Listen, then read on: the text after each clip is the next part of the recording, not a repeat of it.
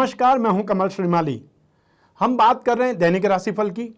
10 जून 2020 बुधवार, संवत 2077, आषाढ़ कृष्ण पक्ष, पंचमी रात को 8:04 तक है। उसके बाद में षष्ठी स्टार्ट हो जाएगी।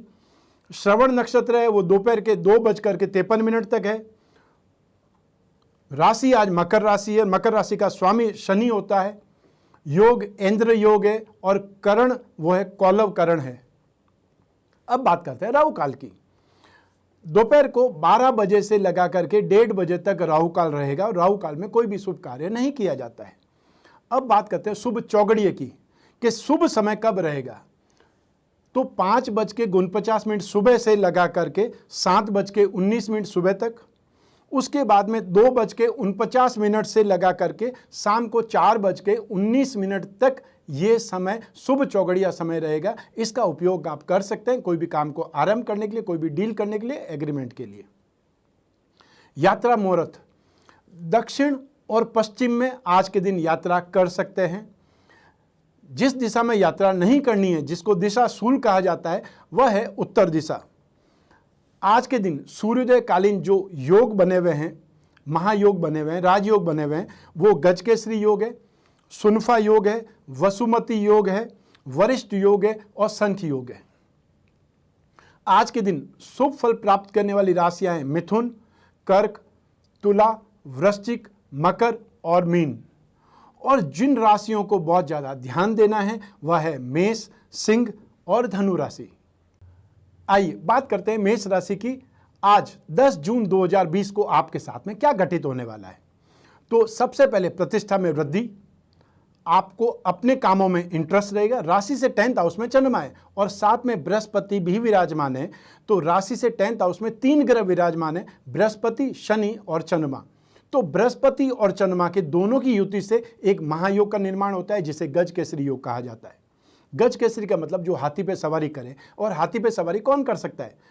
जो राजा महाराजा हो, जो नवाब हो और जिनके पास फाइनेंशियल स्ट्रेंथ बहुत ज़्यादा अच्छी हो, वो हाथी पे सवारी कर सकते हैं। तो आज की तारीख में हाथी तो नहीं पालते हैं, लेकिन वैसे व्हीकल्स जरूर आते हैं।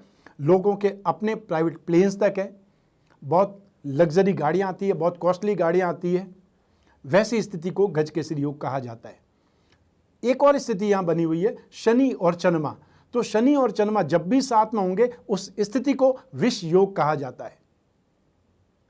विष योग के कारण व्यक्ति इरिटेटिव होता है, व्यर्थ की झिकझिक करने लगता है, हर काम में कमी निकालता है, खुद भी असंतुष्ट रहता है और दूसरों को भी, अपने आसपास के लोगों को भी असंतुष्ट किए रखता है।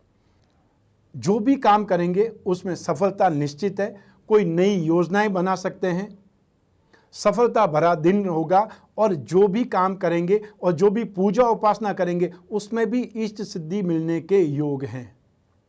आइए अब बात करते हैं वृष राशि की।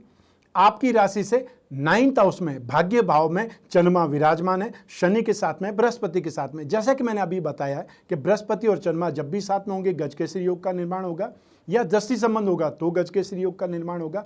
और साथ ही साथ शनि और चंद्रमा के साथ में विष योग हो जाता है। राशि से 10th हाउस में मंगल विराजमान है। साथ ही साथ आपकी राशि से 3rd हाउस का अधिपति, राशि से पराक्रम भाव का अधिपति वह चंद्रमा है जो भाग्य स्थान में है। ऐसी स्थिति में आप रोग से सामना हो सकता है, संतान से मतभेद हो सकता है, स्पेशली पुत्रों से मतभेद हो सकता है। बहुत सी लोगों की विदेश की यात्राएं हो सकती है और या फिर बहुत लंबी यात्राएं हो सकती है, कारोबारी यात्राएं हो सकती है। गवर्नमेंट से संबंधित कोई न कोई टेंशन, कोई न कोई चाहे नोटिस या कोई न कोई संबंध आने की संभावना है, अर्थात गवर्नमेंट से भय लगा रहेगा। ये मैं संभावनाएं बताने का प्रयास कर रहा हूं। जो भी बिजनेस करते हैं उसमें बहुत सावधानी से, बहुत देखभाल करके बिजनेस करने की आवश्यकता है, अन्यथा आपका पैसा फंस सकता है। जो भी डील करेंगे उसमें लॉस हो सकता है। लेकिन इसके साथ में जो भी लोग आस्तिक लोग हैं उनकी धर्म के प्रति आस्था बढ़ेगी और जो लोग दैनिक पूजा पाठ करते हैं उन लोगों को भी यहाँ पर सुखद अनुभूति होगी या बहुत अच्छी अनुभूति होगी, ये कह सकते हैं। आइए अब बात करते हैं मिथुन राशि की। राशि से 8th भाव में चंद्रमा विराजित है। अष्टम भाव को नेगेटिव बोला जाता है। अष्टम भाव को अकस्मात दुर्घटनाओं के लिए, अकस्मात हानि के लिए, अकस्मात बदनामी के लिए, वो कार्य जो आप सोच नहीं सकते हैं वो आपके साथ में होता है, वो अष्टम भाव से देखा जाता है। बाहरी संबंध भी 8th हाउस से देखा जाते हैं। सिक्स सेंस इंट्यूशन पावर वो भी 8th हाउस से देखा जाता है। तो ऐसी स्थिति में राशि से अष्टम भाव में चंद्रमा है, शत्रु राशि में चंद्रमा है, शनि के साथ में चंद्रमा है और बृहस्पति भी यहाँ पर नीच राशि के हैं जो आपके कर्म के और सप्तम भाव ग्रस्त सुख के अधिपति है। ऐसी स्थिति में दुर्घटना हो सकती है, आपको चोट लग सकती है, आप व्यर्थ की परेशानी में, व्यर्थ के कले में उलझ सकते हैं, व्यर्थ के वाद विवाद में उलझ सकते हैं, या ये बोल सकते हैं कि जिस बात की जरूरत नहीं थी, जहां पे आर्ग्यूमेंट की जरूरत नहीं थी, वहां पे आप हाइपर होकर के आर्ग्यूमेंट करेंगे। आपके घर में क्लेश हो सकता है, गृह क्लेश हो सकता है, और स्पेशली सप्तम भाव से संबंधित गृह क्लेश हो सकता है। सप्तम भाव का मतलब जीवन साथी से। जो शादीशुदा हैं, जो मैरिड हैं, उनको अपने जीवन साथी के साथ में यहाँ पर आर्ग्यूमेंट देखने को मिल सकते हैं, मतभेद देखने को मिल सकते हैं। बहुत से लोगों का कमेंट आता है कि आप जो राशिफल बोलते हैं सिर्फ पुरुषों के आधार पर ही बोलते हैं, स्त्रियों के आधार पर भी बोलते हैं। तो मैं ये बोलना चाहता हूं कि मैं जो कुछ भी बोलता हूं वो सब कुछ कोई भी जातक है, इस राशि के जातक है, चाहे वो मेल है चाहे फीमेल है, दोनों के लिए ही बोल रहा हूं। इसलिए मैं सप्तम भाव में पति या पत्नी नहीं बोल करके जीवन साथी बोल रहा हूं। व्यर्थ का भय लगा रहेगा। मान लो आपने कहीं पे आर्ग्यूमेंट करके आ गए, वहां मान लीजिए आपने व्यर्थ में कहीं पे लड़ाई झगड़ा कर लिया, मारपीट कर ली, वापस घर पे आएंगे तो भय लगा रहेगा। हो सकता है चोट दुर्घटना आपको लगे, तो चोट लगने से आप पीड़ा भी हो। सब मिला करके ये जो दिन है वो कष्टकारक दिन होगा और रोग से भी आप परेशान रहेंगे। इसलिए बहुत ज़्यादा सावधान रहें। आने वाले समय में 21 जून 2020 को जो ग्रहण घटित होने वाला है, सूर्य ग्रहण, वो आपकी राशि में ही घटित होने वाला है। इसलिए आप जो मिथुन राशि में, और स्पेशली यदि आपका नक्षत्र मृगशीर्ष नक्षत्र है या आद्रा नक्षत्र है, ये दो नक्षत्र वाले व्यक्तियों को बहुत ज़्यादा सावधान रहना है। सूर्य ग्रहण पर क्या उपाय कर सकते हैं, क्या दान देना चाहिए, क्या सूतक का पालन करना चाहिए, वो सारे नियम, वो सारे कायदे, वो सारे दान और आपकी राशि का राशिफल कि इस सूर्य ग्रहण का आपको क्या फल मिलेगा प्रत्येक राशि का, वो भी मैं आपको इसी चैनल पर उपलब्ध होगा, देखने को मिलेगा। वो जरूर देखिएगा, क्योंकि आपको राशि से संबंधित, क्योंकि आपकी राशि में ग्रहण होगा, इसलिए आपको दान करना, उस ग्रहण से संबंधित जो भी उपचार आप कर सकते हैं, जो भी आप पूजा पाठ कर सकते हैं, वो सब करने का भरसक प्रयास करना है। आइए अब बात करते हैं कर्क राशि की। आपकी राशि से सप्तम भाव में चंद्रमा विराजमान है। सप्तम भाव गृहस्थ सुख का होता है, दाम्पत्य सुख का होता है, साझेदारी का, व्यापार का भी होता है। तो सप्तम भाव का मतलब है प्रसन्नता भरा दिन रहेगा। जो व्यक्ति अपने घर में सुखी है, जो व्यक्ति दाम्पत्य सुख से सुखी है, घर से सुख का मतलब यही है कि जो घर में संतुष्ट है, घर में सुखी है, वो बाहर जाकर के भी सक्सेस होगा, बाहर जाकर के भी सफलता ढूंढ पाएगा और सफलता प्राप्त कर पाएगा। तो यह दिन प्रसन्नता भरा है, सुखी रहेंगे, पूर्ण ग्रस्त सुख आपको मिलेगा। मतलब आज का दिन व्यतीत होने के बाद में आप ज़्यादा सुखी हो पाएंगे, ज़्यादा संतुष्ट रह पाएंगे। जो भी सरकारी कार्य है उसमें भी आपको सक्सेस मिलेगी, उसमें भी आपको लाभ मिलेगा और जो अड़चन थी वो दूर होने का रास्ता खुल जाएगा। फाइनेंशियली, और ये बोल सकते हैं कि व्हीकल का भी लाभ मिल सकता है। 4th हाउस भूमि भवन वाहन का है, तो 4th हाउस से वापस 4th हाउस 7th हाउस आता है। भावात भावम का ये सिद्धांत है। बहुत बार मैं बीच बीच में बोलता भी रहता हूँ, बीच बीच में सिद्धांत भी समझाता रहता हूँ। ऐसा नहीं है कि मैं आपको सिखाना नहीं चाहता या मैं गोल गोल बातें करके आपको कंफ्यूज करना चाहता हूं, नहीं। जो लोग भी जिज्ञासु हैं, जो लोग भी ज्योतिष के विद्यार्थी हैं, जो लोग भी सीखना चाहते हैं, वह सब कुछ मैं आपको देना चाहता हूं। आप ज्योतिष के आधार पर कमेंट करेंगे, मैं उनका आपको जवाब देने का भरसक प्रयास करूंगा। मैं चाहता हूं कि जो मेरे दिमाग में है, जो मेरे पिताजी ने मुझे सिखाया, जो मेरे गुरुजों ने मुझे सिखाया, जो मैंने इस जीवन में एक्सेप्ट किया है, जो मैंने इस जीवन में सीखा है, वो सब कुछ मैं लौटाना चाहता हूं, साथ में लेकर के नहीं जाना चाहता। इसलिए मेरी ये आदत है कि मैं जो कुछ भी, चाहे वो कोई सामने क्लाइंट भी हो, कस्टमर भी हो या यजमान भी हो, उनको भी मैं ज्योतिष में जब भी उनकी कुंडली देखता हूँ इसी ढंग से समझाने का प्रयास करता हूँ, ताकि वो पूरा संतुष्ट हो और कहीं पर भी ठगा नहीं जाए। तो राशि से 7th हाउस में आया हुआ चंद्रमा, मकर राशि का चंद्रमा आपके लिए बहुत ज़्यादा शुभ है। ये दिन आपका बहुत अच्छा निकलने वाला है। आइए बात करते हैं सिंह राशि की। आपकी राशि से 6th हाउस में रोग भाव में चंद्रमा की स्थिति आपके लिए शुभ रहेगी। एक प्रकार से ये बोल सकते हैं कि जो भी रोग है, जो भी पीड़ा है, उससे राहत मिलेगी। जो भी कॉम्पिटिटर्स हैं, जो भी आपके शत्रु हैं, उन पर भी आप विजय प्राप्त करेंगे, उनको भी आप बांध देंगे, उनको भी आप कमजोर कर लेंगे या उनसे आगे निकल पाएंगे। यह दिन सब मिलाकर के उन्नति प्रदायक दिन है। जो भी एफर्ट करेंगे अल्टीमेटली उसमें आप सुखी होंगे, संतुष्ट होंगे, सक्सेस होंगे। धन लाभ आपको मिलेगा, साथ ही साथ आय और संपत्ति में वृद्धि हो सकती है, क्योंकि पराक्रम से सुख भाव है। ये जो थर्ड भाव है वो पराक्रम भाव है, और पराक्रम से सुख भाव 6th हाउस है। ऐसी स्थिति में आय और संपत्ति के लिए शुभ है, पराक्रम के लिए शुभ है, नेम फेम के लिए शुभ है, और साथ ही साथ ये बोल सकते हैं कि ये समय, ये दिन आनंद के पल गुजारने के लिए है। तो सब मिलाकर के ये समय काल आपके लिए ज़्यादा बेटर है। आने वाला समय और ज़्यादा बेटर होने वाला है, क्योंकि 14 जून 2020 से सूर्य आपकी राशि से 11th हाउस में आ जाएगा। आपके लग्न का अधिपति ही गेन स्थान में आ जाएगा। और क्या चाहिए आपको। आइए अब बात करते हैं कन्या राशि की। आपकी राशि से 5th हाउस में, आपकी राशि से त्रिकोण भाव में चंद्रमा का प्रवेश, चंद्रमा की स्थिति आपके लिए शोक, आपके कोई भी काम में जो भी आपकी प्लानिंग है, जो भी आपकी योजना है, उसमें ऑब्स्टिकल्स डालने का काम करेगा।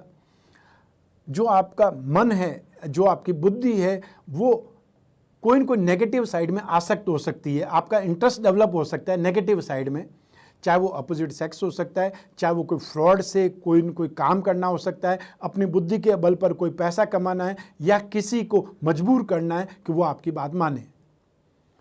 रोग हो सकते हैं, क्योंकि ये जो स्थिति है रोग भाव से द्वादश भाव में, रोग भाव से नाश वाली जो स्थिति है वो यहाँ पर 5th हाउस की है। इसलिए मैं ये बोल रहा हूँ कि जिन लोगों को आर्थराइटिस है, जिन लोगों को गठिया है, वो लोग इस समय काल में ज़्यादा परेशान हो सकते हैं, या रोगों का प्रकोप आपको इस समय काल में ज़्यादा देखने को मिल सकता है। लेकिन ये सिर्फ एक ही दिन के लिए, अगले दिन अर्थात 11 तारीख को स्थितियाँ आपके पक्ष में होने वाली है, क्योंकि चंद्रमा फिर बदल के राशि से 6th हाउस में आ जाएगा, और राशि से 6 चंद्रमा अच्छा माना जाता है, शुभ माना जाता है, रोग निवारण के लिए माना जाता है। आइए अब बात करें तुला राशि की। राशि से 4th हाउस में, राशि से सुख भाव में चंद्रमा की स्थिति मन को दुखी करने वाली, भयजनक, अपने परिवार वालों से ही कलह देने वाली, या ये बोल सकते हैं कि व्यक्ति व्यर्थ में ही उत्तेजित हो जाता है, व्यर्थ में ही जोश जुनून हावी हो जाता है, व्यर्थ में ही गुस्सा करने लगता है। जिस चीज़ की आवश्यकता नहीं होती है उसके बावजूद भी उसको कोई भी चीज़ पसंद नहीं आती है। वो अपना फ्रस्ट्रेशन अपने परिवार वालों पर, अपने बच्चों पर, अपने जीवन साथी पर, अपने छोटे भाई बहनों पर निकालने लगता है। सब मिलाकर के मानसिक क्लेश वाली स्थिति होती है। ऐसी स्थिति में ज़्यादातर लोग घर में रहना पसंद नहीं करते, और या फिर पसंद करते हैं तो जाकर के सो जाते हैं। यदि कोई भी काम धंधा करते हैं, कोई भी प्रॉपर्टी की डील करते हैं, या कोई भी उनका खुद का व्यवसाय भी है, तो ऐसी स्थिति में आज के दिन आपको कोई भी डील करने से बचना चाहिए, अवॉइड करना चाहिए। आपके लिए ज़्यादा बेटर रहेगा, क्योंकि लॉस होने की संभावना यहाँ पर ज़्यादा है। सब मिलाकर के ये जो सिचुएशन है वो सिचुएशन आपके लिए पीड़ादायक ज़्यादा है, और पीड़ादायक रहने में जो स्थिति है वो आपकी खुद की राशि का अधिपति, चाहे वो स्व राशि का है, लेकिन 8th हाउस में भी है, ये भी ध्यान रखना पड़ेगा। साथ में आपकी राशि का शत्रु जो है बृहस्पति, वो भी सुख भाव में है, और जिसको चंद्रमा कहा जाता है वो भी शनि के साथ में। ऐसी स्थिति में शनि और चंद्रमा जब भी एक साथ में होंगे वो इरिटेशन देंगे, दुखी करेंगे, परेशान करेंगे, व्यक्ति को स्ट्रेस में लाएंगे। वो स्थिति आपके लिए दुगनी है, क्योंकि राशि से 4th हाउस में चंद्रमा भी है और राशि से 4th हाउस में शनि भी है उसके साथ में। आइए अब बात करें वृश्चिक राशि की। वृश्चिक राशि वाले व्यक्तियों के लिए राशि से 3rd हाउस में चंद्रमा है। ये चंद्रमा पराक्रम भाव में चंद्रमा ऐसी स्थिति में धन प्राप्ति करवा सकता है। सामाजिक जो प्रतिष्ठा है, जो आपकी नेम फेम है, जो आपकी गुडविल है, जो आपका सर्कल है, उसमें इंप्रूवमेंट दे सकता है। आपके नेम फेम के साथ पराक्रम में इंप्रूवमेंट हो सकता है, आपकी खुद की फिजिकल स्ट्रेंथ में इंप्रूवमेंट आ सकता है, और सब मिलाकर के कॉन्फिडेंस लेवल बहुत ज़्यादा बढ़ जाएगा। यदि कोई बहुत बड़ा काम करना है, किसी बहुत बड़े अधिकारी से मिलना है, या कहीं पे वाद विवाद चल रहा है, उस चीज़ को हैंडल करना है, तो इस दिन का यूज़ करना चाहिए। जो भी आप एफर्ट करेंगे उसमें आपको विजय मिल सकती है। इसके साथ ही साथ धैर्य और हेल्थ में इंप्रूवमेंट आएगा, धैर्य बढ़ेगा, अर्थात पेशेंस पावर आपकी बढ़ेगी, हेल्थ आपकी ठीक रहेगी और जो भी बीमारी से संबंधित स्थितियां हैं उनमें भी आप बहुत हद तक रिलैक्स महसूस करेंगे, ठीक महसूस करेंगे। आइए अब बात करें धनु राशि की। राशि से सेकंड हाउस में चंद्रमा विराजमान है। इस सेकंड हाउस में चंद्रमा, क्योंकि सेकंड हाउस धन और संपत्ति का है, सेकंड हाउस राइट आई का है, सेकंड हाउस स्ट्रेंथ का है, ऐसी स्थिति में राशि से सेकंड हाउस में आया हुआ चंद्रमा फाइनेंशियली लॉस करवा सकता है, कोई भी इन्वेस्टमेंट में प्रॉब्लम क्रिएट कर सकता है, मानसिक असंतोष दे सकता है, अर्थात अनसेटिस्फैक्शन हो सकता है, आंखों में प्रॉब्लम हो सकती है, चिंताएं बढ़ सकती है, जो भी एफर्ट करेंगे, जो भी काम करेंगे, जो भी जॉब करेंगे, जो भी गेन के लिए एफर्ट करेंगे उसमें अनसक्सेस हो सकते हैं, उसमें असफलता मिल सकती है, फेल्योर हो सकते हैं और सब मिला करके फिर क्या होगा कि प्राप्त जो प्रवृत्ति है वो पापमय हो जाएगी कि कैसे भी करके मैं इस गेन को प्राप्त करूं, अपने काम में सक्सेस पाऊं, इसलिए वो दंत फंद करने लगता है, इसलिए वो साम दाम दंड भेद सारी चीज़ें अपनाने की कोशिश करता है जो कि गलत है। ऐसी स्थिति में जो स्टूडेंट हैं उनके लिए भी ये समय काल अच्छा नहीं है। उनको भी जो भी एग्ज़ाम है आज के दिन या जो भी आज के दिन ऑनलाइन क्लासेज है एफर्ट करने वाले हैं उसमें आपका इंटरेस्ट कम हो जाएगा और या फिर आपको बहुत कुछ समझ में नहीं आएगा, ग्रास्पिंग लेवल आपकी कम हो जाएगी या एक वर्ड और है कंसंट्रेशन में कमी हो जाएगी। आइए अब बात करते हैं मकर राशि की। आपकी राशि में ही चंद्रमा विराजमान है, अर्थात फर्स्ट हाउस में चंद्रमा विराजमान है, बृहस्पति भी विराजमान है। वो बृहस्पति जो कि पराक्रम के अधिपति है, वो बृहस्पति जो कि 12th हाउस के अधिपति है, लेकिन फर्स्ट हाउस में है, लग्न में है। और लग्न 3 होते हैं, सूर्य लग्न, चंद्र लग्न और जन्म लग्न। जो ये लग्न है जिसको हम मान रहे हैं वो चंद्र लग्न है, अर्थात आपकी राशि के आधार पर, और जो राशि चाहे वो जन्म राशि है या नाम राशि, उसके आधार पर आपने इसको ग्रहण करना है, इसको जानना है। तो फर्स्ट हाउस में ही चंद्रमा एक प्रकार से आय कारक दिन हो जाएगा, इनकम आपकी होगी, जो भी इन्वेस्टमेंट करेंगे उसमें भी गेन होगा। बहुत से लोगों को अनएक्सपेक्टेड गेन की सिचुएशन, अनएक्सपेक्टेड गेन की स्थिति इस दिन आती है क्योंकि यह समय भाग्योदय करवाता है। एक प्रकार से यह समय का शुभ संयोग है जो कि सक्सेस भी देगा। यदि आज के दिन कोई यात्रा करते हैं तो यात्रा भी आपके लिए बहुत ज़्यादा अच्छी होगी। और यात्रा किस दिशा में करनी है, स्पेशली मैंने आपको बताया दक्षिण और पश्चिम में, और जो शूल है दिशा शूल वो उत्तर दिशा में, इसलिए उत्तर दिशा में यात्रा करने से बचना है, या ये बोल सकते हैं कोई उपाय करके यात्रा कर सकते हैं। लेकिन जितना सुख आपको सन्मुख चंद्रमा में आएगा, अर्थात जितना सुख, जितनी सक्सेस दक्षिण और पश्चिम दिशा में आपको यात्राओं से मिलेगी उतनी शायद दूसरी दिशाओं में नहीं मिलेगी। जहां भी जाएंगे वहां पे आपका सत्कार होगा और सबसे बड़ी चीज कि आप एकदम शानदार नींद लेंगे, अर्थात आपको यदि अनिद्रा का शिकार है तो भी आज के दिन नींद आने वाली है। आइए अब बात करें आप कुंभ राशि वाले जातकों के लिए। आपकी राशि से 12th हाउस में चंद्रमा विराजमान है। ऐसी स्थिति में मानसिक परेशानी देगा, अधिक एक्सपेंसेस होंगे, खर्च फालतू होगा, जिस चीज की जरूरत नहीं है वो भी खर्च आज के दिन होगा, और जो भी इन्वेस्टमेंट करेंगे उसमें गेन की जगह लॉस हो सकता है, और इससे मेंटल स्ट्रेस बढ़ जाएगा, चिंताएं बढ़ जाएगी, नींद कम आएगी। ठीक एक राशि पहले मकर राशि वाले व्यक्तियों को मैंने बोला है कि बहुत शानदार नींद आएगी, लेकिन आपको उल्टा बोल रहा हूं कि शायद नींद नहीं आएगी। हेल्थ में भी कुछ न कुछ प्रॉब्लम रहेगी, और यदि कहीं मीटिंग में गए, यदि कोई डील के लिए गए, यदि किसी के घर में गए तो भी सम्मान की जगह असम्मान हो सकता है, अपमान हो सकता है, या ये बोल सकते हैं कुछ न कुछ कहा सुनी हो सकती है, कुछ न कुछ ऐसा सुनने को मिल सकता है जिससे मन खट्टा हो जाए। इसलिए इस समय काल राशि से 12th जो चंद्रमा है, एक बार फिर मैं बोलता हूं, एक सिद्धांत है, राशि से 4th हाउस, 8th हाउस और 12th हाउस में आया हुआ चंद्रमा बहुत अशुभ फल देता है, अनिद्रा देता है, स्ट्रेस देता है। और राशि से 1st हाउस में, 3rd हाउस में, 6th हाउस में, 7th हाउस में, 10th हाउस में और 11th हाउस में आया हुआ चंद्रमा शुभ फल देता है, गेन देता है, सक्सेस देता है। आइए अब बात कर रहे हैं मीन राशि की। आपकी राशि से 11th हाउस में गेन स्थान में आया हुआ चंद्रमा जबरदस्त सक्सेस देगा, बहुत शानदार सक्सेस देगा, क्योंकि 11th हाउस मैंने बार बार बतलाया है कि ये एक ऐसा भाव है जिसमें कोई भी ग्रह आकर के शुभ फल ही देता है, गेन ही देता है, चाहे वो सांप ही क्यों नहीं हो। सांप का जहर भी वापस वेनिम के इंजेक्शन बनाने में काम आता है, अर्थात कोई न कोई वापस जहर उतारने वाला जो इंजेक्शन बनता है उसमें भी जहर ही काम आता है। तो ऐसी स्थिति में फाइनेंशियल गेन जबरदस्त हो सकता है, कोई बकाया वसूली हो सकती है। सबसे बड़ी चीज़ है कि यदि आपने किसी को पैसा दिया, पैसा देना तो बहुत आसान है, सामने वाले ने आकर के आपको कोई स्टोरी सुनाई, मजबूरी सुनाई, आपके सामने आंसू बहाए और आपने द्रवित होकर के उसको पैसे दे दिए। पैसे दे दिए, उस दिन के बाद में आप खराब आदमी हैं, उससे पहले आप बहुत अच्छे थे, सुसाइड करने जा रहा था, लेकिन भाई साहब आपकी तस्वीर मेरे आंखों के सामने आ गई, मुझे ऐसा लगा कि भगवान ने आपकी तस्वीर मुझे दिखाई है और आप भी मेरी सहायता करेंगे। ऐसी स्थिति में आपने ऊपर उठ करके, क्योंकि उसको सपने में आ गया था, क्योंकि वो सुसाइड करने जा रहा था, आपको उस व्यक्ति ने चने के झाड़ पर चढ़ा दिया।